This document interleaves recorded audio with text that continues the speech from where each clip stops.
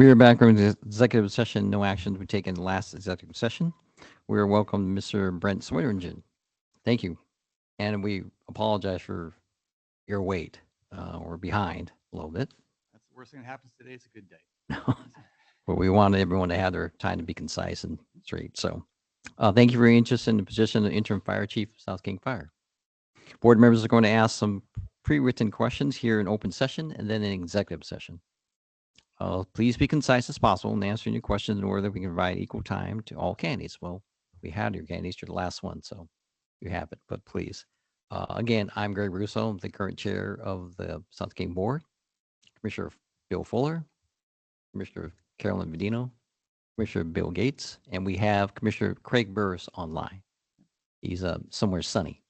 So anyway, so Commissioner Gates, please, first question.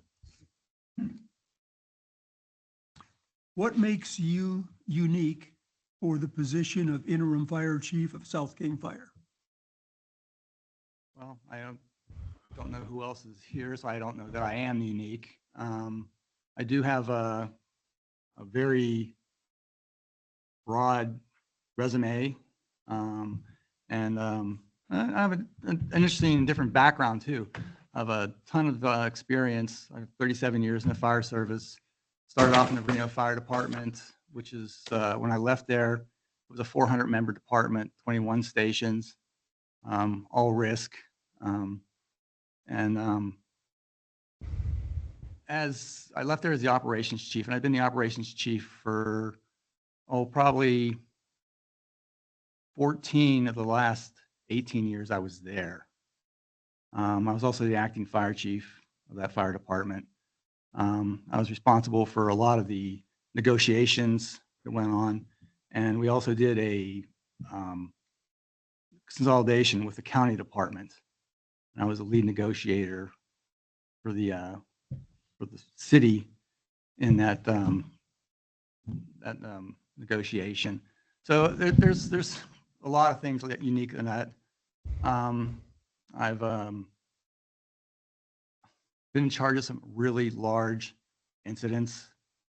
The Cedar Fire in California, I was a division chief down there, which was a massive wildfire. I commanded a fatality fire in Reno. It was 11 fatalities. The Reno Air Race incident where an airplane went into the stands. I was helping with the PIO on that. We had a United States Senator there, and I was working as a liaison for the Senator. I worked for the State Department. In the Army, I was a Russian linguist. And so the State Department and the Nevada National Guard had a arrangement with Turkmenistan. And so I got to go to Turkmenistan to teach firefighting to the Turkmen. Just based on the fact that I was the operations chief and I spoke Russian. So I got to do that. Another thing that's unique is I'm from the area, transplanted to the area. Came from Reno, and I was the fire chief in Valley Regional Fire Authority. So, I mean, we have agreements with South King. I don't say I know South King's operations and the people in depth, but I'm certainly familiar with the operations. I'm well known within the fire community here. All the chiefs in the King County Fire Chiefs would know me. And one thing I think I will say is, going way back, I'm a Pennsylvania farm boy, and the reason that makes me maybe a little bit unique is that when you grow up on a farm and you work on a farm, you just look at things a little bit differently. Like if you're walking out of the house and you're dressed up, you're getting ready to go to church, or you're going to the prom or something like that, and you look over and the cows are out, you don't hesitate. You take care of what's in front of you right then and there. Put those cows back, and then you worry about what you want to do. And the other thing is that whenever you're working a farm, something always goes wrong. I mean, the tractor breaks down, say the cows get out, fences fall down and so on like that. It rains. Okay. And you can't let that bother you. You just gotta, like, okay, tractor broke down. I gotta fix the tractor. And you fix the tractor, and you're always looking forward. You're not looking backward. You're not whining. You're not being dramatic. I mean, you look at television, okay, and they're interviewing farmers. You don't see, farmers in hysterics. They just, well, this happened. This is what we got to do to take care of it, and that's what they do, and that's what I do. Thank you. Who is your ideal leader and why? My ideal leader in the fire service, or just in general? In general. Probably historically, quite honestly, probably Abraham Lincoln, just because he was able to assemble his team of enemies, basically. He understood what was the big picture. He was a big picture guy, had a good sense of humor. And the team that he assembled, Sam and Chase and Thornton's people, they were all basically adversarials. But he understood what he had to do in order to keep the country together and to make that country run. And he did it brilliantly. He was able to bring these people together and bring them together for a united cause. And I thought that was it was absolutely brilliant. And I don't know. I listen to a lot of history books and read a lot of history books and so on like that. And I think that's really unique in history, not just American history, in history.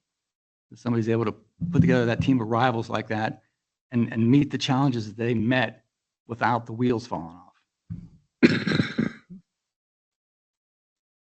Thank you.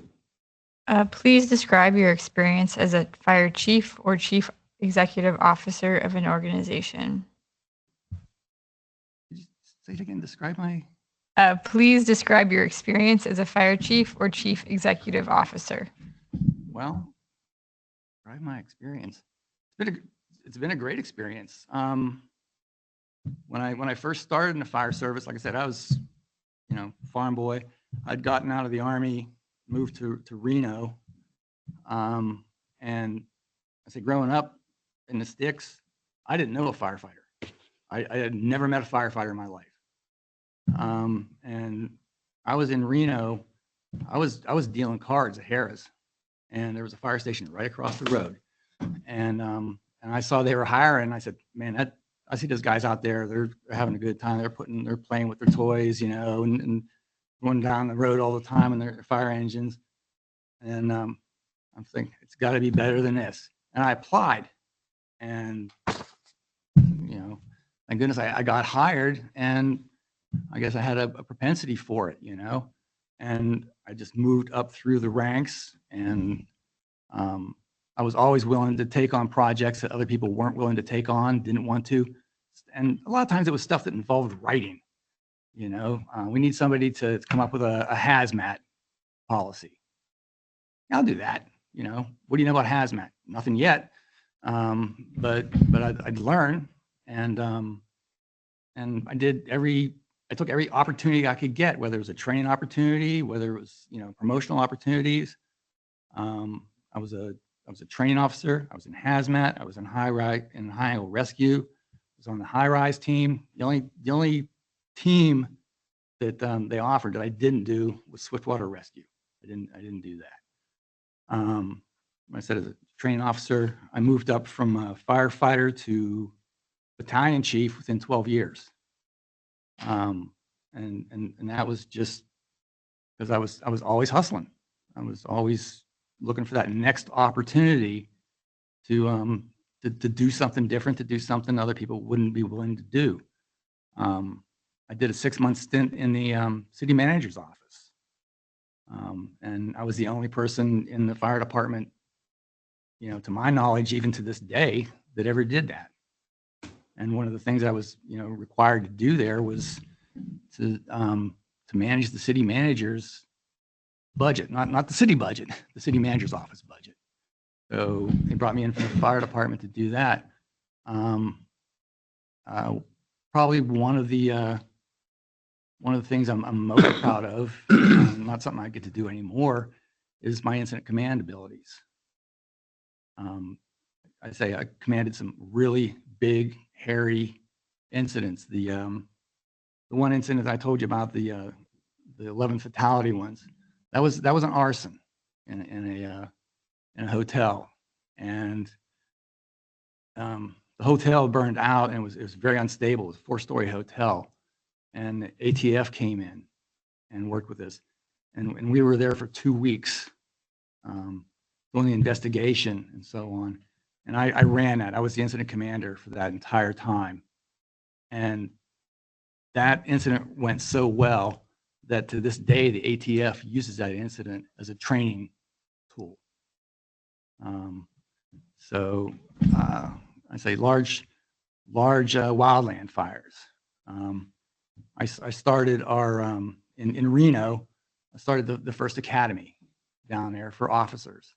I did a captain's academy, and then we did a battalion chief's academy. I started those. I taught the first ones, and then handed off my materials to the next person, so they could do that, and they're still on to this day. I helped arrange for joint recruitments down there. Worked with the civil service on recruiting women and minorities for the fire department down there.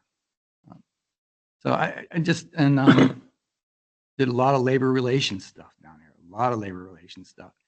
And then as I moved up here to, I retired down there after 28 years as the operations chief. As a matter of fact, the last day I worked, I was the acting chief, just because the chief was out of town.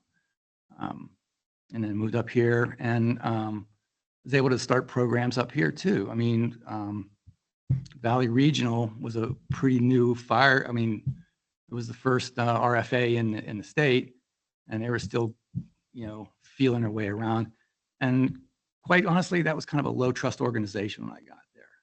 And I saw that as probably one of the bigger problems was, how to develop trust within that organization, what had happened, and what could I do to figure out what had happened, what was going on, and what could I do to make it better.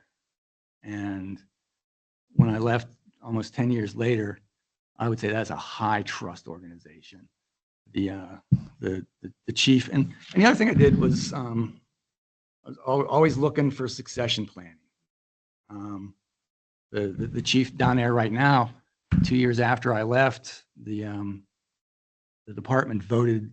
They always have a firefighter of the year type thing and something like that. Well, they gave the integrity award, which is one of the awards they do, to the fire chief. To me, that's a mark of a high trust organization. And I can't take credit for him getting that award, but I am going to take credit for moving them from where they were to where that was a possibility, because that would have never been a possibility when I first got there. Started the wildland program in Verfa. There was like next to no wildland programs up here, and I said, well, things are changing. The weather's changing. You don't have a big problem right now. Doesn't mean you're never going to have a big problem. And we bought a used Type 6 rig down in Wyoming, brought it up, fixed it up, painted it up, and started training people. And now they send their people all over they send them to California, they send them to Eastern Washington, and they're a great resource here, and not just for wildland. When you go to these big wildland incidents, you learn how to work inside a big organization and run a big organization if you have a big incident. And it's just a matter of time till we're going to have big incidents up here. And so they're prepping every day for that. They may not know it, but they are. So that's been my experience. What have you done to improve your knowledge in the last year? In the last year. In the last year, just for my personal knowledge, like I say, I read a ton of books. I do a lot of audio books too. When I was getting my my first master's degree, that was the Naval Postgraduate School, and they'd give you a stack of books like this, you know, and say, okay, this is your next class. Get ready. And I was working full time. I never took a day off to study or anything like that. So I just, you know, some of the books you could get on audio, and I just started on the audio books, and I really got hooked on them. And if you look at my phone right now, I probably have 600 audio books, and there's maybe 4 fiction books in there. Okay, they're books on leadership, negotiations, a lot of history, psychology, psychology of negotiation. So the book I'm going through right now, it's a 60-hour audio book, and quite honestly, it's a history of the world, okay, which is basically a history of war. But that's, you know, what I've done. Have I done anything specifically to the fire service in the last year? Thank you. What is your philosophy about labor relations? I think labor relations are good. How to make it better? What's that? Sorry, How sir. about good labor relations? I was a union president for 13 years in Reno. And then, so I've been on both sides of the table. And I think that labor absolutely has a vital role to play. And I respect that. And you know, honor that, quite honestly. I think the labor movement has a lot of honorable history. But when I came up here, I met with the union in my my hiring process, and they had a lot of questions, and they asked me kind of the same thing. You know, what can we expect from you? And I said, well, I'll tell you 2 things. I won't lie to you, and I'll never tell you to do something just because I said so. I'm going to have reasons for what it is, and I might not be able to explain it right there, right then, okay, especially if it's some kind of emergency or something. But, you know, I have reasons for what it, and it's not just because it's what I want. I have operational reasons. This is good for the citizens. This is good for the organization. Maybe it's good for you, okay, and maybe you don't understand that. So that's really, you know, I'm very respectful. I've always had an open door policy. I would really urge anybody that you know, wants to drill down a little bit deeper to talk to the union presidents, my last 2 departments. I'm sure they would give me, you know, full endorsements. I was in VERFA for almost 10 years. We had 2 grievances. One was over a termination, and it was a slam dunk of the person stealing. Okay, they didn't have they filed a grievance, just kind of think it's kind of a pro forma thing. And another one over a policy issue that they didn't agree with or didn't understand, and we went and solved it at Starbucks. And that was it as far as grievances. Not that there weren't static, okay, not that there wasn't problems, okay, but we were able to, you know, come in, let's talk about the problem. What are your concerns? They absolutely have valid concerns, okay? But management has valid concerns too, okay? The citizens have valid concerns. And you got to weigh all that, and then you got to make a decision. And it may not be popular, but, you know, if you lay out your reasons. Another, another example is right before I became the fire chief down there. I went in, they invited me to a union meeting. Okay, it's kind of almost like in Parliament where the Prime Minister goes in England, and they all like fire questions at the Prime Minister. And one of the things they don't like is the rule of three on promotions, civil service rule of three. And they said, well, are you going to use the rule of three? Yep, I want to use the rule of three. And, you know, they, you know, went back and forth a little bit. They didn't like it. And I said, look, we all know that these tests that we give, that we establish these lists, you can give the exact same test to the exact same people 2 days in a row, and you're going to get a different list. Okay. You know, kind of like, yeah, well, yeah, you're probably right on that. And I said, and the fact is, that's a snapshot. You know, I have 10 years of history with this person. Okay. And to say I'm not going to, you know, let that factor into whether this person is more deserving of a promotion than the person above them because they had a better day that day. I said, is that really the kind of department you guys want to, you know, be in? And, you know, they didn't like it a lot. But at the end of the day, they said, okay. I was honest with them. And you know, in the 10 years I was there, I never lied to them. I never said because I said so. And another thing I never did is I put out a memo that says effective immediately. Okay. Sometimes, you know, firefighters don't like change. There's two things they don't like. They don't like change. They don't like the status quo. So, you know, you got to be talking to them. You got to let them know where you're coming from. You got to listen to their concerns.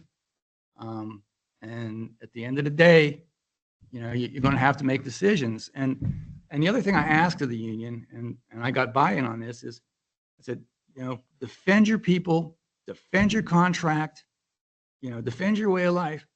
Don't defend bad behavior. And that's kind of a hard one for them to push back on. And they didn't. And, you know, sometimes you got to bring it up. Say, are you defending the contract here? You defending bad behavior? Yeah, and a lot of times you get a yeah, but, you know. But I say, the results speak for themselves. 10 years, 2 grievances, both resolved. No arbitrations.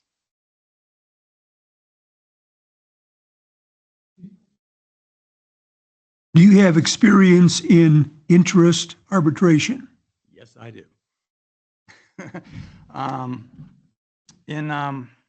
This is in Nevada. There were a lot of grievances that went to arbitration. Okay, I've probably done 40 of them on both sides of the table, both for labor and for management. I was a subject matter expert for management. I have fairly extensive training in negotiations, conflict resolution. I have a master's certificate from the University of Denver in conflict resolution. I'm certified from King County in conflict resolution, and I've been to the Harvard program on negotiation. So that's something I have a lot of experience, a lot of passion, and quite honestly, I've been very, very successful with that. And the key to being successful is to be right. If you got a loser, you know, if you violated the contract, then don't go to arbitration. You know, don't violate the contract. You know, do what you got to do to make that right. And you know, that's my philosophy on how that works. Does that answer your question? You understand the difference between position-based and interest-based bargaining? Absolutely. That's what the Harvard program is all about. And I don't know what the philosophy for South King is, but I'm very much interest-based bargain based. And would you like an example to demonstrate my knowledge of that, or?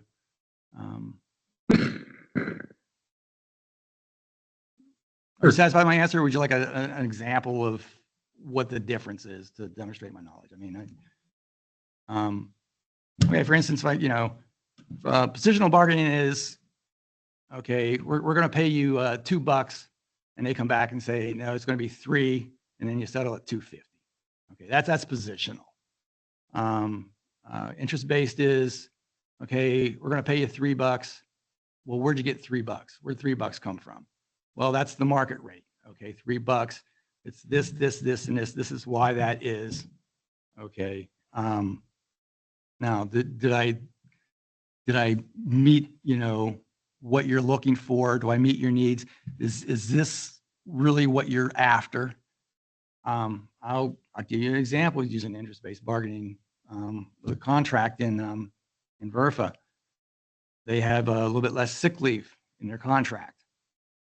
And the reason they have less sick leave in their contract is because at a different contract, they gave up some sick leave to get another benefit.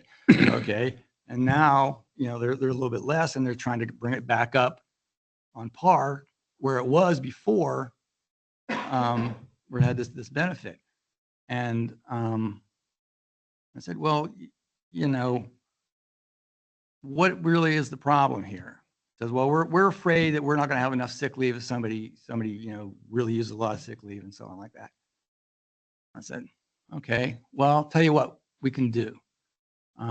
We can establish if that's really what you're worried about, we can establish a bank of sick leave, okay, that's available for somebody that has some kind of, and they already could donate sick leave. Okay, that was something that was already available, so that came up. And then they said, we can establish a bank that people can draw from if they run out because they have some kind of chronic health issue, or their family has some kind of chronic health issue. And they didn't like that. They wanted more individually. And what it came down to was they have an ability to sell sick leave. Okay. And I said, well, okay, what's the purpose of sick leave? What is the purpose of sick leave? Well, that's to take time off when you're sick. Right. Okay. So you're asking to expand what sick leave is actually for. No. If you're really worried about, somebody running out of sick leave and going to no pay status, this meets that need, right? That's what we did. We ended up doing that. And so that's an example of using interest-based bargaining in real life. That happened. Thank you. Based on your knowledge of South King Fire and its demographics, identify the program areas you would focus upon and describe how you would intend to undertake the tasks of an interim chief during the first 6 months on the job. Well, I can honestly say that I don't know exactly where South King County is on a lot of programs. I know what my priorities are for any fire department, providing the services you provide in an effective and efficient manner. But I'm sorry, I really couldn't identify any shortcomings or immediate needs. I would anticipate that would be something that I would do, immediately upon taking the job is doing an assessment. One of the last things I did at the Valley Regional was we got accredited. We initiated an accreditation process. And what that does is it makes you look at every nook and cranny in your department, and says what services did you provide, how well you provide them, what could you do better to do that, and then it's assessed by outside assessors. you know, and do you have a, you know, effective, well-run, well-functioning organization? And, you know, by the time we were done, yeah, we did. And the the value of that is not in the accreditation. It's not getting that stamp at the end, okay? It's the process that's so valuable because it has it's a roadmap. Look at this, look at this. Do you have this? Do you have these documents? Do you have these policies? You know, how well are you doing, you know, at addressing all these different, you know, areas, your fire prevention, your risk management, your emergency management, all your, you know, how fast are you getting out there? How many times are you having drawdown because you have more runs than you have, you know, resources to cover them? You know, how deep is your bench? Where can you get resources from if you run out? Those kinds of things.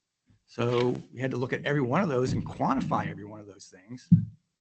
And that's the accreditation process. And that's what we did. That's what you know, some abbreviated version, talking to your staff, talking to the firefighters, talking to people like, you know, talking to you guys.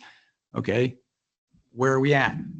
You know, but I do not, you know, I'm not qualified to say what South King needs today. Thank you.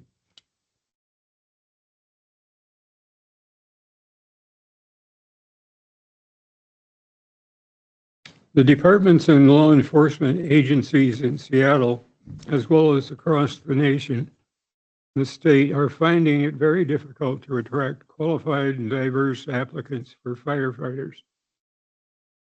Discuss your philosophy and techniques relating to recruitment and retention.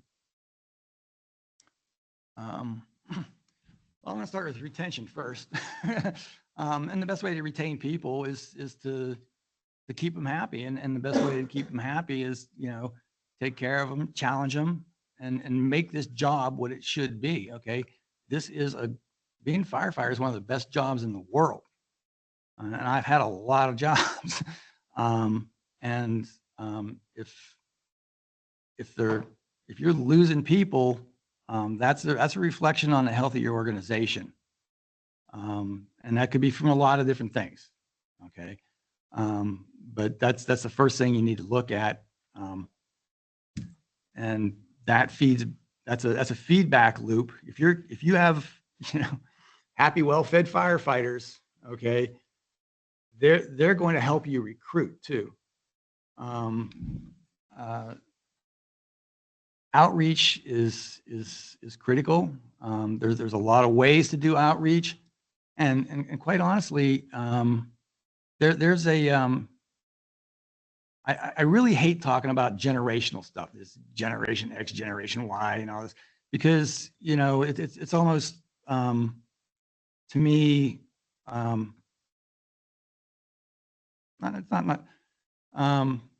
a stereotype. You're stereotyping. You say, oh, it's Generation X is. Well, you're talking about, you hire individuals. You don't hire a generation. Okay, we're looking for certain types of people that want to do service, that want to do this, that, you know, are willing to make the sacrifices to do this job and stick with it. The outreach, and I say I was involved in the outreach programs, and it is tough. Going to the schools and doing, you know, career days. We had open houses in VRFA, and anybody that wanted to apply, come up, and we had demonstration things held out. We had food there for them. We had, you know, talk to the chief, talk to the fire prevention, talk to the firefighters. You know, get to touch, you know, put your hands on the equipment, so on like that. Feel how heavy it is.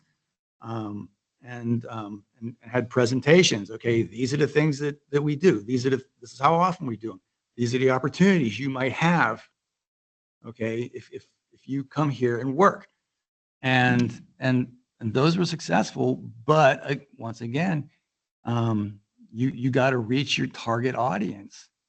I think there's probably some other opportunities, maybe, going down Lewis McCord and doing more recruiting down there and so on like that as the people were, getting ready to transition out. Or maybe want to transition into, reserves or something like that. We could get them. We had women in the fire service. We had, for lack of a better term, it was I can't remember what they called it, but it was a like a mini academy for women who might be interested in the fire service. And that's one thing that I was really pleased and proud of, how many women we brought into the fire service, both in Reno and in Verfa. We had a pretty good, comparatively good representation of women, because it's the physical stresses are they're there. It's real, and a lot of times I think maybe some of the women are intimidated by that, and going to the gyms, who wants to try this, get challenged by this, dealing with, Hispanic, Chamber of Commerce, the NAACP. I mean, there's a lot of entry points into this, but the problem is when I got hired, there were 3,100 applicants for 34 positions. And now, and again, like I said, I don't like to talk about generations, something like that, but for whatever reason, just the whole idea of a career in one place or one employer, until you retire with a nice pension, something like that, it doesn't have the same cachet as it used to. And I know how to go out and find people. I know how to, make a sales pitch, but I don't know how to make it appealing to somebody that doesn't want to have that kind of a career.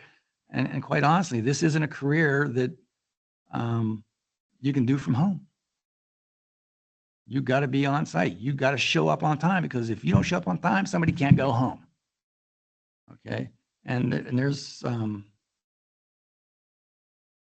lot of people looking for more flexible careers and so on. Even though you get a lot of time off, when it comes time to be here, you got to be here. And if there's an emergency, expect you to drop what you're doing and get in here and help. And used to be people were clamoring to get in and get in on a fire or something like that. Now it's like, please, can you please come in? So that is the problem, and it's being looked at nationwide, and it's a nationwide problem. I'd love to sit here and tell you I got the solution to a nationwide problem. Nobody will listen to me, but that's not the case, but being worked on.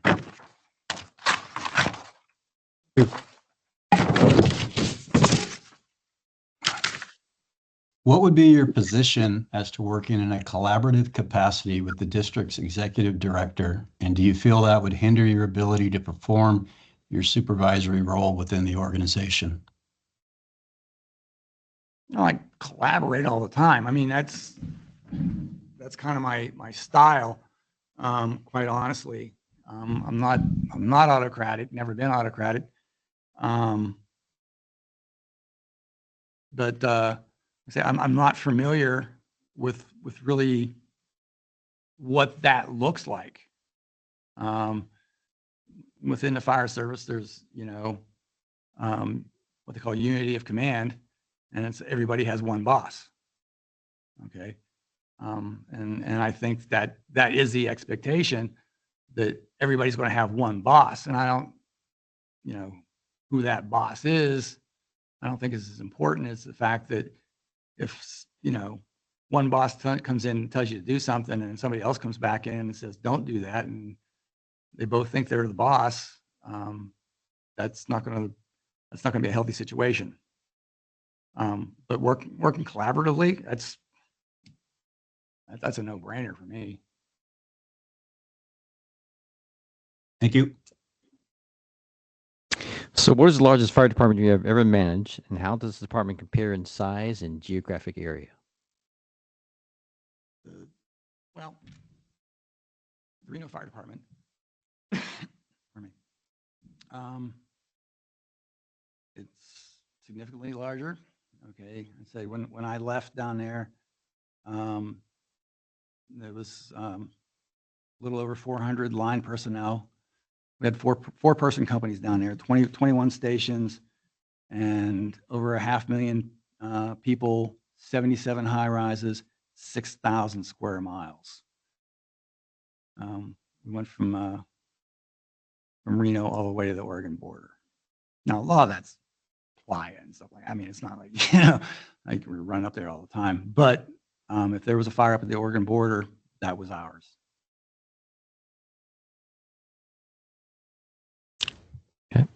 Thanks.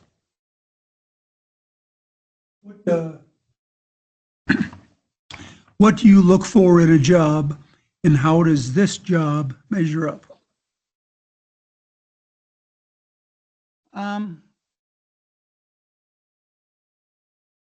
Look for a challenge. I want a job I can succeed at if I do everything right.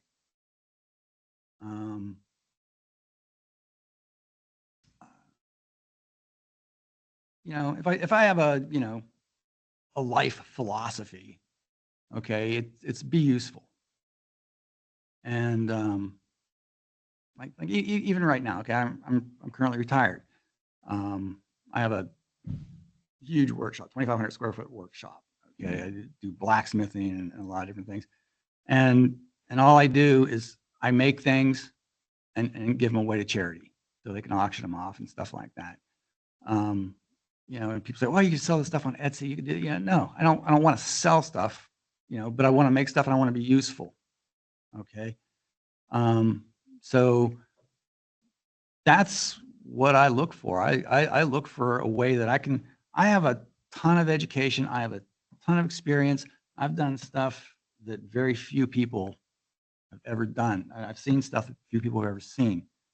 And I feel like I have an ability to pass some of that stuff on. I have ability to make things better still.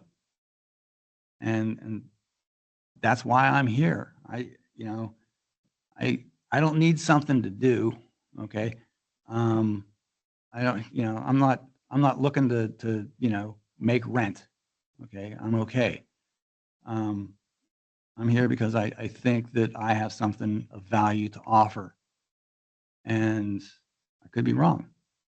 But that's what I look for. I look for an opportunity. And maybe that sounds hokey, but it's the truth. Describe what approaches you used to promote diversity in your previous positions and the results of those approaches. What did you say the first part of that again? Describe what approaches you have used to promote diversity. Well,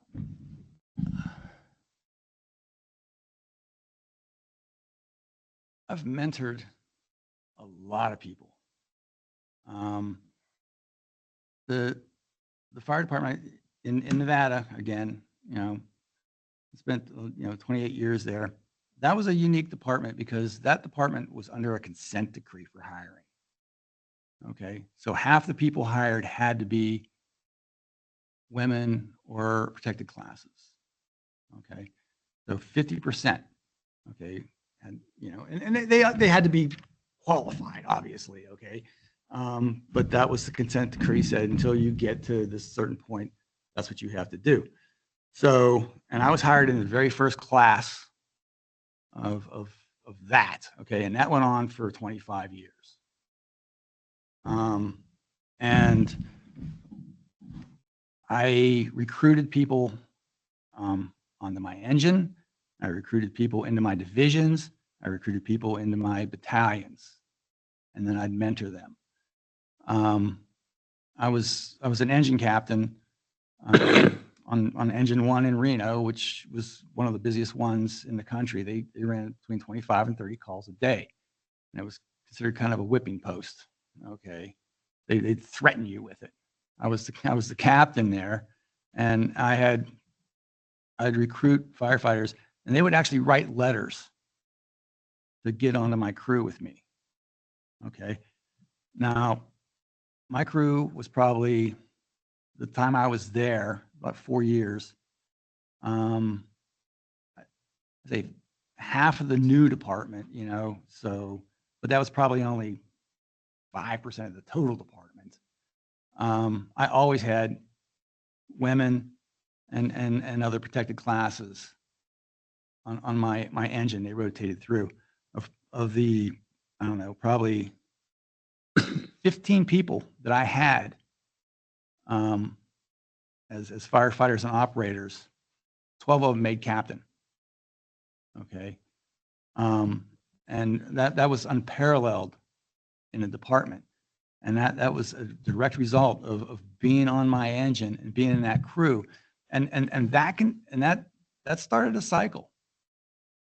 Those people went out and mentored people. Okay. And there's a lot of talking about, okay, well, what's going to happen when it comes time for all these people, you know, when the promotion comes, okay? They're going to get hired and then they're going to get left behind. Didn't happen. They got promoted at exactly the same rate they got hired. So short answer is, I identified people, I mentored them, and they mentored other people, and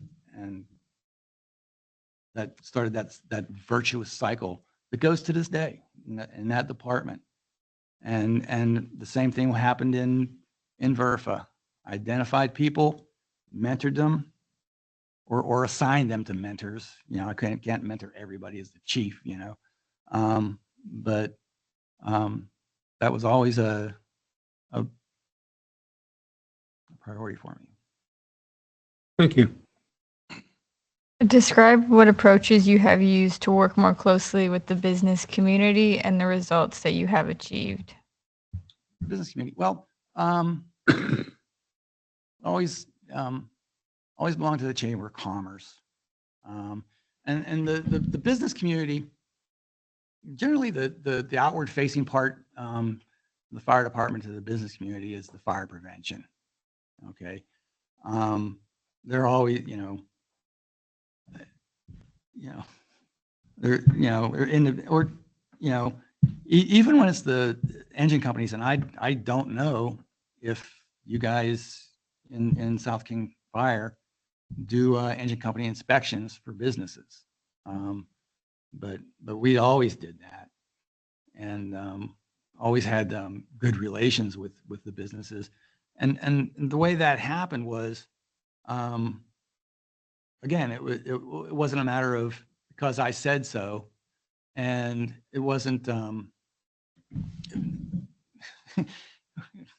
Sorry, I was looking at the. It wasn't because I said so, and when you make them, or not make them, but when you enforce the code, okay, you have to be smart about how you enforce that code, okay, and you have to work with the business community. Understand they have, we have safety and life concerns, okay, that's what the code's about.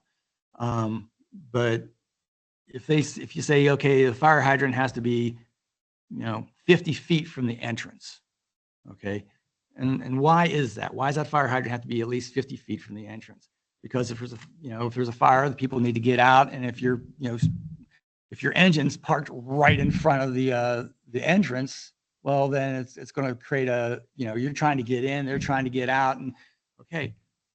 But if it only ends up like 48 feet away, you tell them they can't build their business, or they have to move their entrance 2 feet? No. I mean, what are you trying to accomplish? What is the intent of this? It's to keep people safe, okay? And are they going to be safer if they can't build their business? No, they're not. Okay. So you have to understand that. You have to understand they have a vested interest too, and they don't want to have, an unsafe business. Sometimes you go in and tell them to clean their place up. That's a problem because they don't want to do that. But again, what is the bigger issue? Okay, is it keeping the business owner happy, or keeping the community and my firefighters safe when there's a problem there? Because that's where the problems are in the poorly maintained places. So, businesses they're critical to us. They're critical to the community. They're some of our best customers, but they have a joint responsibility with us to keep the citizens safe. Thank you. Describe what approaches you have used to work more closely with neighborhoods or homeowners associations and the results you achieved.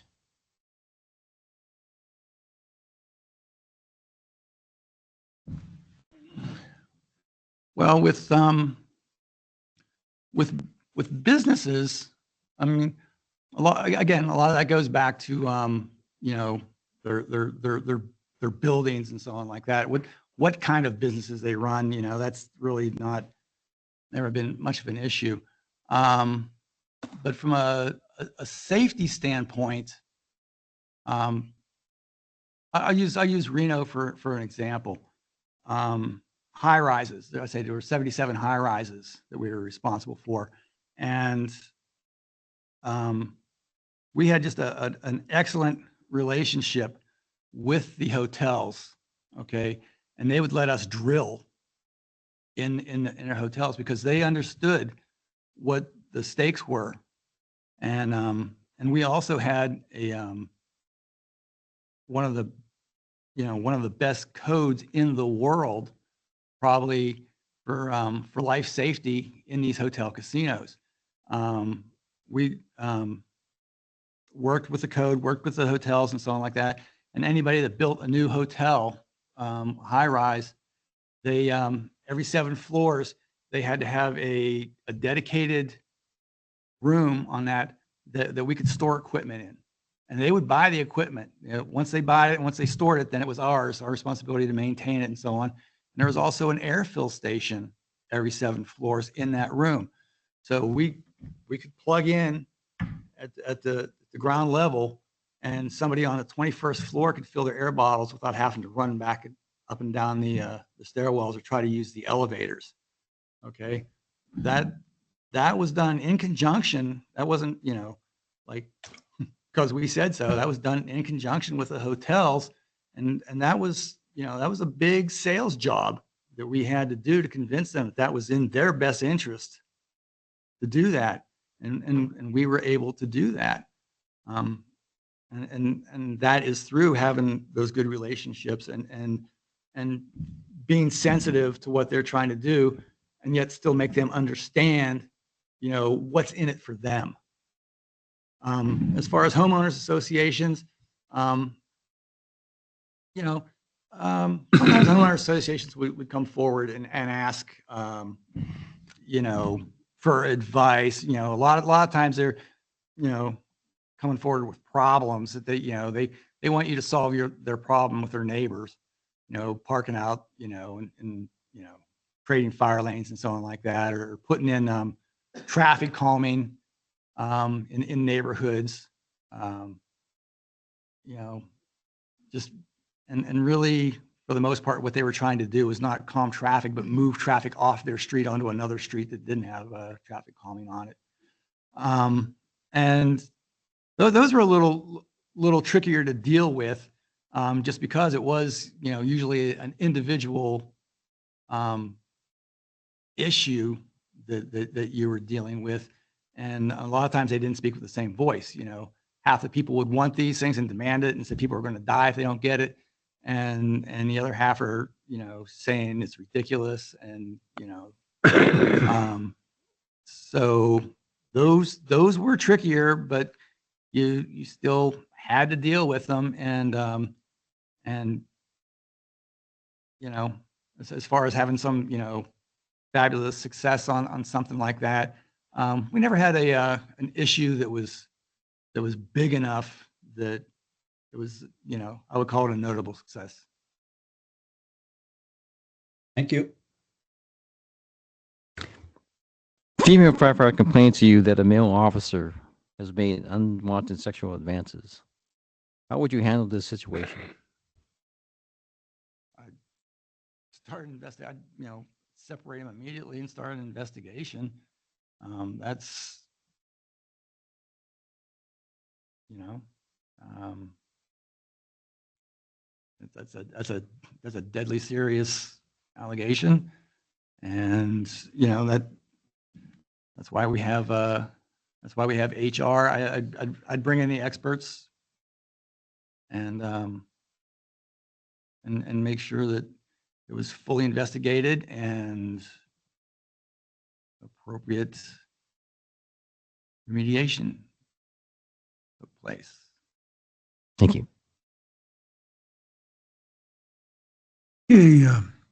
An employee under your supervision does not get along with anyone. How would you handle this situation? And I'm the fire chief. I have an employee that doesn't get along with anyone, and it's not me, right? I say, well, you know, you're probably not going to like this answer, but it depends. You have to look at what the history is, what kind of things are happening, the seriousness when you say don't get along with anyone. You know, what level of disruption is that actually causing? And there's two sides.